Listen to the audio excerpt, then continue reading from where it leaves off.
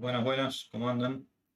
Bueno, por votación popular y completamente en contra de mi voluntad hoy, vamos a hablar de Windows Server.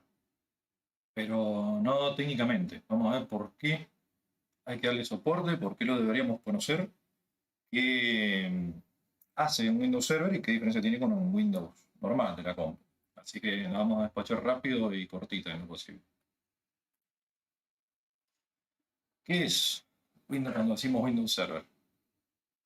Obviamente un sistema operativo debajo es exactamente lo mismo que el Windows normal que pueden tener instalado en la compu, con una menor diferencia en el kernel y en los aplicativos que pueda tener ese Windows. Pero sobre todas las cosas hay que tenerlo en cuenta que está pensado para que sea servidor y nada más. ¿Qué quiere decir que sea servidor? Que no lo vamos a tener en una compu de usuario, no lo vamos a tener en una compu de escritorio, sino que o va a ejecutar en un hardware dedicado, va a ejecutar en la nube, va a ejecutar en un VPS, pero generalmente no es algo que lo tenés del lado del usuario. Sin embargo, es servidor porque le da servicio a los usuarios. Entonces es un sistema que es multiusuario. Ya lo habíamos visto en Linux, podemos tener un usuario con muchos privilegios o simplemente tener un usuario de administrador y que el resto se vaya manejando según qué necesiten hacer en el sistema. Al mismo tiempo, muchas de las implementaciones de Windows Server que tenemos andando, algunas que están disponibles para prueba en la nube que prefieren, muchas veces se termina utilizando simplemente como servidor de archivos Windows Server, para compartir archivos bajo un protocolo que se llama SMB, en la famosa carpeta compartida que montas en red y que usan muchos usuarios. Y además, por otro lado, se usa mucho Windows Server para montar aplicaciones empresariales. ¿Qué quiere decir esto? Algo que necesiten manejarlo en una empresa o en una organización, pero que por algún motivo tiene que compartirse entre muchos usuarios, no es algo que va a ejecutar solamente en una compu. ¿De dónde viene? He puesto una historia muy cortita para que veamos de dónde venimos y cómo hemos llegado a donde estamos ahora, a Server 2022, con suerte.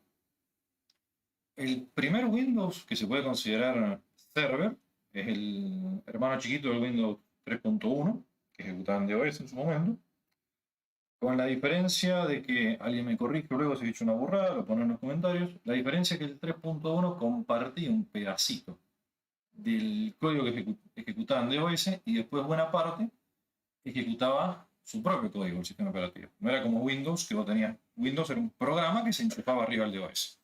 Este ya pasa a ser su propio sistema operativo. Si se dan cuenta, para el año 93, que haya soportado 256 megas de RAM en el 93, es una barbaridad. Luego me ponen en el chat, en los comentarios, con qué especificaciones tenían la primera compu que ustedes tuvieron. Pero yo en mi experiencia tuve una 386SX y venía con la RAM extendida y tenía 4 megas de RAM. Así que para esa compu que Windows le soportara 256 era una barbaridad. Habría que hacer la investigación rapidito a ver qué hardware había en esa época que soportara semejante cantidad de memoria. Tenía siempre esta interfaz, que era heredada del 3.1 y viceversa. De ahí saltamos al 3.5, un año después. Ya queriendo acercarse, afanándole un par de cositas a lo que era NetWare de Novell. Acá ya le me habían puesto soporte para RISC. El que no está familiarizado, los CPU que tenemos nosotros ahora son arquitectura x86, todo basado en lo que hizo Intel en su momento. Después tenemos las AMD y un montón de clones más. Los PC86 creo que se llaman algunos más viejitos, no me acuerdo, pero hay un montón de clones x86. RISC era una arquitectura que era muy diferente a x86. Era otro tipo de CPU, otras instrucciones, otro fierro completamente diferente. Si no me equivoco, entran en este mundo las máquinas grandes, las Cray, las... Perdón. Eh, mucho del carro que vendía Sun en su momento, al que se consideraba mainframe, pero no era específicamente mainframe, pero todo eso es arquitectura RISC. PowerPC también es arquitectura RISC. De ahí pegó un cambio gigante en el 96 y esta interfaz la van a ubicar similar, que era NT Server. 4.0. Ya NT ya era posta, sistema operativo del servidor. ¿Por qué? Por si alguna vez lo habían visto a NT, y si se meten a mirar en el registry de Windows, van a ver que hay un montón de llaves que hacen referencia a Windows NT. Dice en varias versiones que viene de New Technology, como se había reescrito todo, y en realidad ya no era algo que ejecutaba sobre DOS, sino que era un sistema aparte, le mandaron New Technology ahí. ¿Qué era lo principal? Que le habían terminado de afanar la idea del Active Directory a Novell. Active Directory es una forma donde nosotros tenemos un directorio de usuarios y equipos. Existe una base de datos y esos usuarios y esos equipos se le van asignando metadata o configuraciones o atributos que depende del rol que tengan que cumplir dentro de la compañía o la organización. Eso es Active Directory, un directorio de cosas. En este release de Windows también integran lo que sería la primera versión, perdón, del Internet Information Service, del servidor web de Windows. También agregaron el concepto de clúster de servidor, que era para administrar desde un servidor solo, tomar gestión de otros servidores. Pero no era como conectarse por SSH, sino se conectaban por un protocolo, por un pipe interno, que necesitaba tener andando un servidor WINS en vez de un servidor DNS, y muchas particularidades propias de Microsoft. Pero ya podías estar en un solo servidor y desde ahí despacharle una tarea a otro, como instalar un servidor web remoto en otro servidor que vos no es el que vos estás logueado, pero lo tenías acá. Y también, que creo que no lo incluí acá, si mal no recuerdo, acá fue donde empezó a entrar el concepto de conectarte por escritorio remoto, por RDP. Pueden ver el soporte, venía siendo para los mismos procesadores. Creo que agregaron Power 7 de IBM en ese momento. Power 6, no recuerdo bien cuál tenía disponible IBM en ese momento, y subieron la RAM a 8 GB. En 96, una locura. Recién ahora, hace un par de años, es normal que las compu de usuario vengan con 8 GB de RAM. Pero estamos hablando de hace casi 20 años en el pasado, entonces era mucho 8 GB de memoria. Fíjense que se tomaron un salto. Los que le votan los jueguitos se van a acordar que hay entre 96 y el 2000 nos estamos comiendo Windows 98, donde andaba Age of Empires, donde andaban todos los jueguitos muy buenos de esa época. Pero no hubo un release de Windows, se quedó de NT, pasó directamente a 2000. ¿Qué pasó en Windows 2000? Le metieron soporte de multiprocesador, porque de repente empezó a salir un montón de CPUs multinúcleos, o directamente placas madre, que tomaban múltiples procesadores, múltiples chips de un solo núcleo, pero ellos ya tenían soporte para eso. Mejoraban la Active Directory, le introdujeron el concepto de políticas de grupo, creo que también venía en el anterior, pero tenían el concepto de políticas de grupo mucho mejor implementado. Mejoraron muchísimo el servidor web, Internet Information Server.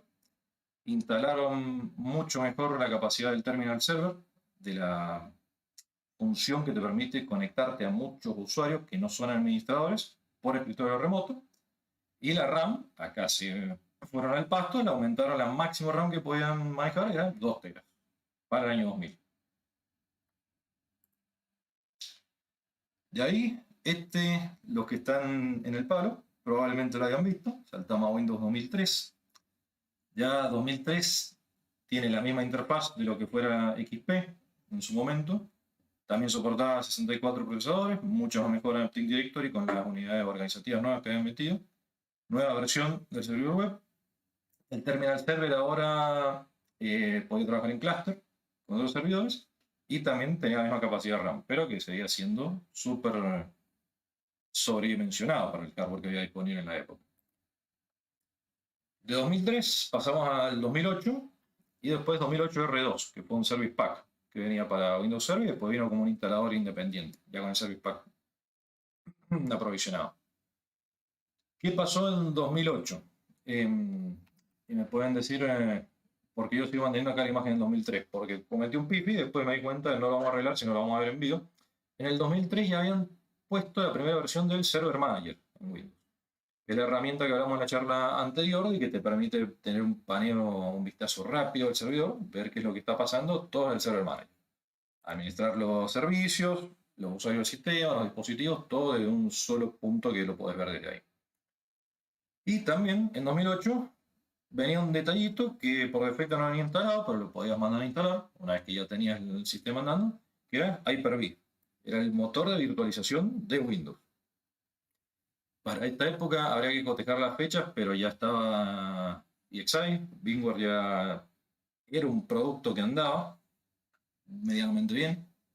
Había algunas cositas de KVM, venía Zen pisando fuerte también, Microsoft no se quiso quedar afuera y puso Hyper-V. Podía levantar máquinas virtuales virtualizadas en hardware dentro de Windows. ¿Está bueno o no está bueno? A consideración de cada uno, pero la opción estaba y la performance era buena realmente. De ahí pegamos un salto, Server 2012. Acá ya se fueron al superpacto, soportaba 640 núcleos en un solo sistema operativo. Hyper-V lo mejoraron muchísimo, cambiaron la versión y la estructura del sistema. Ahora tenías concepto de redes virtuales, podías hacer bypass de hardware en PCI a la máquina virtual. También vino con un servidor web nuevo y RAM aguantaba hasta 4 teras este Windows. Lo mejoraron después, 2016, que es lo que generalmente te vas a encontrar andando en la calle. Seguramente un montón de 2003 y 2008, pero probablemente ahora si salís a buscar algo que no haya sido instalado hace mucho tiempo, un 2016 o quizá un 2019. Sube los núcleos, sube la RAM disponible. A Hyper-V ya se lo considera algo bastante bueno que puede entrar en producción. Es más, hay proveedores de VPS que tienen máquinas virtuales que andan en Hyper-V por un tema de licenciamiento. Y en Server 2019 era exactamente lo mismo, comparte muchísimo en 2016, pero integrando mejoras del kernel nuevo, y esa misma mejora del kernel se pasa a Windows 10 también en ese momento. Todo esto, bien, muy charlado, muy bonito, pero no queremos saber la historia de Windows. La charla a veces se llama ¿por qué Windows Server? ¿Por qué no usamos un Linux? Si tenemos otras alternativas, que ya las vimos antes, si quiero tener un servidor web, ya dijimos tenemos Nginx, tenemos Apache. Si querés una base de datos, tenés MySQL, tenés MariaDB, que es el reemplazo, tenés Postgres, si hace falta, y también tenés Samba, si querés compartir archivos. ¿Por qué te vas a complicar mandando un Windows con todos los problemas de licenciamiento, de requerimientos que tiene? Y hay algunas razones que son súper válidas realmente. Primerísima y principal, aplicaciones que solo ejecutan en Windows y nada más. ¿Qué te vas a cruzar en entornos que estén en producción? De aplicaciones que ejecutan solo en Windows. SIAP de cajón para liquidar impuestos. Muchos sistemas de facturación de ERP y CRM que ejecutan solo en Windows porque tienen interfaz visual y no tienen ninguna otra interfaz que lo pueda ejecutar en otro sistema.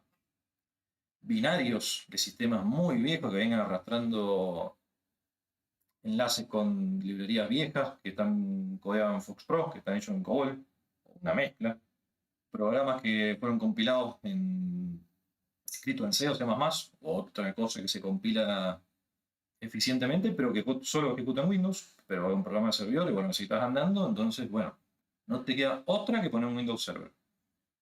¿Hay alternativas? Sí, la van a ver en la descripción del video. Tenés Wine, que te va a permitir virtualizar un entorno Windows dentro de un sistema Linux, con el registro incluido, pero son contadas las ocurrencias donde esto va a funcionar perfectamente bien.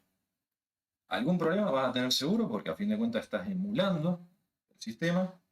Muchas aplicaciones viejas pueden que estén ejecutando todavía en 16 bits, ni siquiera en 32, entonces necesitas hacer compatible eso. Por ejemplo, si vos en tu máquina ahora querés ejecutar en compatibilidad, es muy raro que puedas ejecutar algo de 16 bits, pero puedes tener una aplicación válida que necesite estar metido ahí. El segundo motivo, y puede que esto esté en orden de preferencia en realidad, es que en Windows tenés Terminal Server o servicio de escritorio remoto. ¿Qué quiere decir esto? Vos tenés dentro de los servicios, por ejemplo, tu sistema de facturaciones o de ERP. Muchos tienen ya una interfaz web que vos podés consumir. Hay otros como SAP, como Tango, como JD Edwards, y vos lo consumís a partir de una aplicación cliente que tenés que instalar. No tiene una interfaz web donde vos puedas trabajar con ese sistema. El tema acá es, qué latencia y qué características te aguanta el servicio que vos tenés andando, si te va a permitir conectarte con tu cliente binario por una VPN hacia el servidor. Quizás tenés 2 milisegundos, anda bárbaro. Quizás vos estás en Ushuaia y el servidor lo pusieron en un data center en Capital Federal y el ping no va a ser el mejor y quizás el binario no aguante, sobre todo si lo tenés comunicado por protocolos internos de Windows. Hay muchos binarios que piden directo los datos a la base de datos y no llaman una API en el servidor y la API se encarga de hablar con la base de datos. Van derecho al servidor SQL, por ejemplo, y traen los datos por ahí y eso es la latencia y la conexión interrumpida los matan. ¿Qué haces en ese caso? Le levantas un escritorio remoto con terminal server, los usuarios se suben adentro del servidor, o sea, ejecutan dentro del servidor, para ello es transparente porque ven un sistema Windows del otro lado, y desde ahí pueden ejecutar el cliente y el servidor de ese cliente está en la misma máquina. Así que no tenés latencia, lo único que tenés es la performance que vayas a tener del escritorio remoto, que por suerte anda bastante bien. Puedes customizarlo mucho y puedes jugar con la cantidad de colores, con el refresh, y te va a andar, depende de qué estés queriendo hacer, te va a andar como si fuera una máquina local.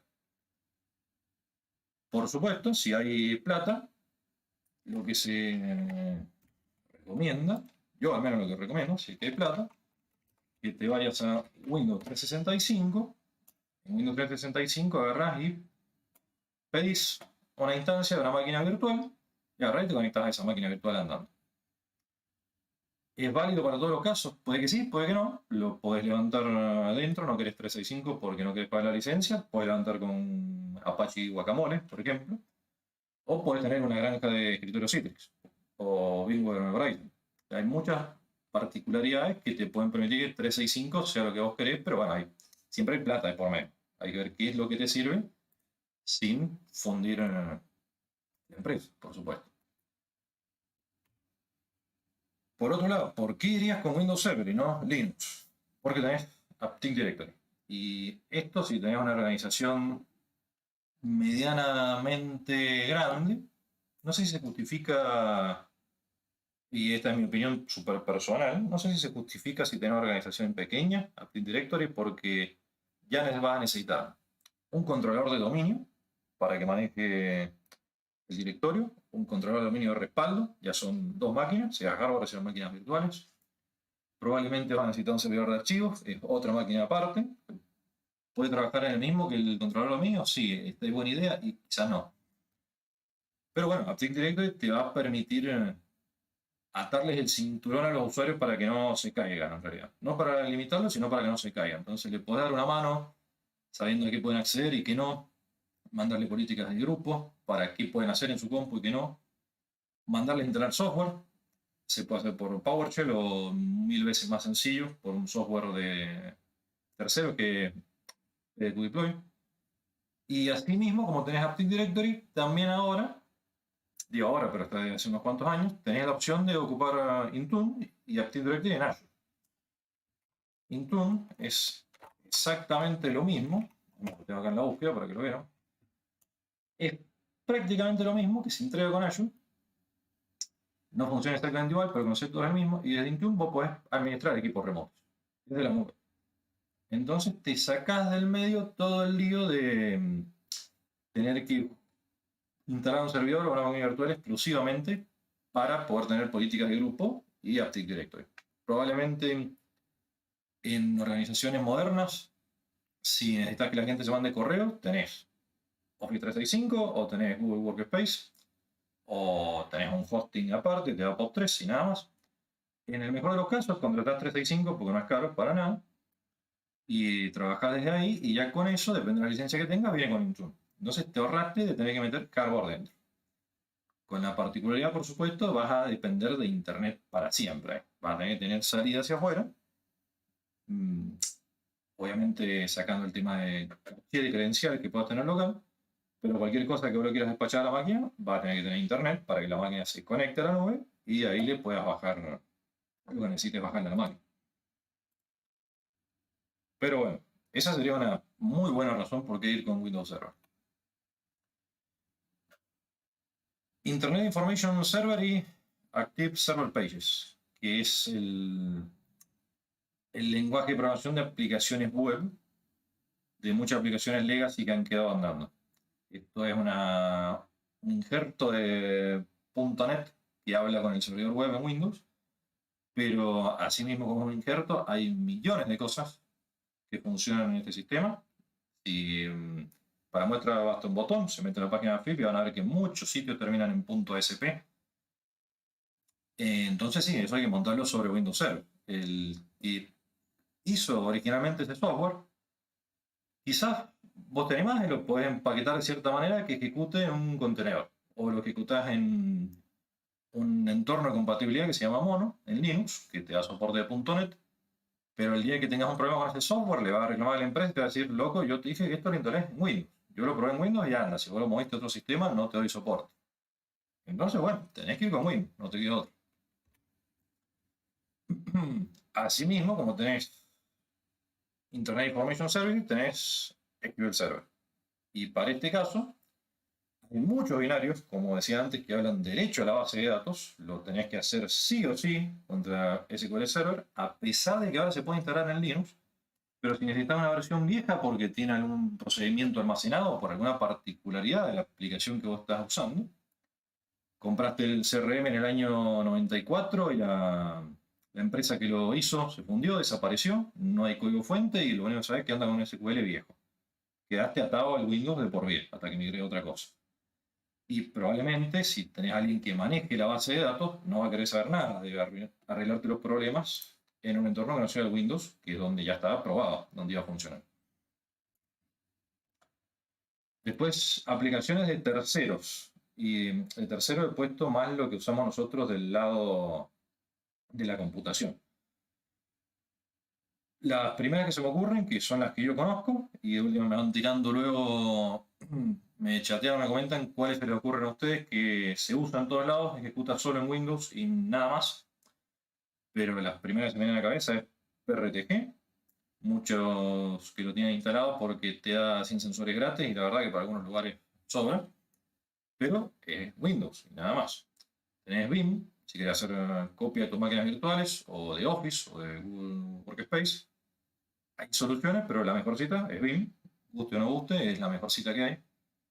Tenías VMware y querías instalar vCenter y tenías que instalar el vCenter en Windows Server, sí o sí, no quedaba otra. Ahora ya VMware te da una máquina virtual lista para usar, que la instalás en un Excel y ya viene un vCenter instalado con su nueva interfaz web. El tema es que si quedaste pegado con un sistema viejo, todavía no tienen EXI 5 y EXI 5.5, y probablemente necesitas el vCenter viejo, y ese vCenter viejo se instala en Windows, no se instala nada más. Y además necesitas un cliente para conectarte al vCenter, que es Windows, no tiene otra cosa. En algunos casos también se ve software de BMC, que te permite automatizar muchos procesos de administración y de gestión del sistema, y eso ejecuta Windows y nada más que Windows. Lo podemos considerar como un concepto similar al de Ansible que vimos hace una semana, pero es Windows, no trabaja en nada y no es multiplataforma. Luego tenés sistemas de manejo de video, de análisis forense, que se instalan solo en Windows, ejecutan en Windows y el cliente es Windows, no trabaja en otra cosa que no sea eso, así que ahí necesitas un server, sí o sí, un Windows Server, por supuesto. Y después acá le he puesto antiviruses a propósito, porque el antivirus lo puedes pensar como el Windows Defender, que vos tenés metido en el Windows. Pero si tenés una solución de endpoint, como era SET en su momento, Kaspersky o algo similar, ese controlador del antivirus para todos tus usuarios casi siempre ejecuta en Windows, no lo puedes instalar en otra cosa, así que necesitas Windows Server para ese caso. Un tema no menor, pero súper importante es compliance. Estás en una organización, una empresa y necesitas certificar una norma. Probablemente Linux cumpla con todas las normas. Ahora, ¿quién te lo va a auditar de que vos estés cumpliendo? Porque vas a tener que llamar a un auditor o una empresa que te audite y te pueda certificar esta norma. Y el tema es que quizás no lo saben auditar en Linux, pero en Windows seguramente te pueden auditar si necesitas manejar tarjeta de crédito con PCI. Si, por ejemplo, tenés un contrato que necesite criptografía militar, necesitas certificar FIPS. Y si tenés datos de salud, necesitas certificar HIPAA. Entonces necesitas sí o sí Windows Server en el medio. no te queda otro. No menor es la familiaridad. La mayoría de nosotros, levante la mano el que diga que no, y se gana un premio, pero la mayoría de nosotros arrancamos tocando computadoras en Windows. Caso extremo, sí, probablemente había visto un Linux cuando era chico, si es que alguien lo tenía, o tenía un tío ñoño, o lo leíste en alguna revista, pero en todos lados había un Windows. En tu casa había Windows porque necesitabas el Word, necesitabas el Excel, necesitabas hacer la tarea para la escuela, necesitabas los jueguitos y es Windows. Entonces vos ya conocés el sistema, sabés cómo manejarte adentro medianamente y no tenés que ir a hacer un curso como los videos que tenemos acá en el club, los videos de Linux, que te enseñan a copiar y pegar un archivo en otro directorio. Vos ya lo sabés hacer eso en Windows. Es intuitivo y es fácil de administrar. Además, la aplicación de escritorio, vos tenés Chrome instalado en tu compu, funciona bien, lo instalás en Windows Server, funciona bien, es exactamente igual. Las políticas de grupo, si vos necesitas desactivar el USB a todos tus usuarios, por supuesto que es mucho más fácil buscarlo en una interfaz visual que meterte en un lío terrible de archivos YAML porque le vas a disparar configuración por Ansible. No, lo agarrás y haces clic acá, acá, acá y tomás una captura de pantalla. Eso lo entiende cualquiera. Y después tenés un montón de binarios que quizás no tienen ventana en la que vos puedas ver, pero no ejecutan si no tenés un entorno de escritorio. ¿Por qué es esto? Porque vos podés tener server sin escritorio, que es lo que se llama Windows Server Core. Ejecuta Windows, arranca, pero no tenés el Explorer.exe mirando hacia vos. No tenés botón de inicio, no tenés nada. Y hay algunos programas que no van a funcionar, necesitan sí o sí ser completos. Entonces, en ese caso, sí o sí Windows Server. Puede sonar raro pero guita, también es un muy buen motivo para utilizar Windows Server. Porque pasa en muchos lugares que pediste una cotización, un servidor nuevo, compraste el servidor y chao, te clavaron una licencia, no te diste cuenta, te la cotizaron y de repente te quedaste con una licencia Windows. Windows Data Center, por ejemplo. La tenés en Data Center y Data Center te permite ejecutar ilimitadas máquinas virtuales en Hyper-V. Entonces te quedas con el Hyper-V, ¿para qué te vas a complicar con otro sistema? No suele ser muy frecuente, pero pasa. Entonces, si ya tenés la licencia y usala, porque probablemente te haya tocado alguna que no la puedas transferir, dale uso. Es plata que ya se gastó. Y como decía recién, tenés Hyper-V. Necesitas máquinas virtuales, nadie se le anima a VMware o nadie lo quiere tocar porque no hay a quien llamar si tenés algún problema y VMware no te va a atender el teléfono si no tenés un contrato de soporte. KVM funciona bárbaro, sea en Proxmox, sea en OpenStack, sea a mano con Beer Manager, pero quizá no te querés complicar, entonces Hyper-V. Y listo, ya lo tenés todo visual, no tenés que reinventarte para tener máquinas virtuales. Y Zen, que yo la verdad no administro ninguno, pero si alguno ha metido mano, avise, y si tenés Zen andando, quizá no te querés complicar y ya si tenés Windows Server te vas con Hyper-V. Y listo, y trabajar tus máquinas virtuales desde ahí. Y finalmente, no tan común, pero se suele ver, es DFS, que Microsoft te da una opción de habilitar una característica en el servidor, que es DFS, que es un sistema de archivos distribuido.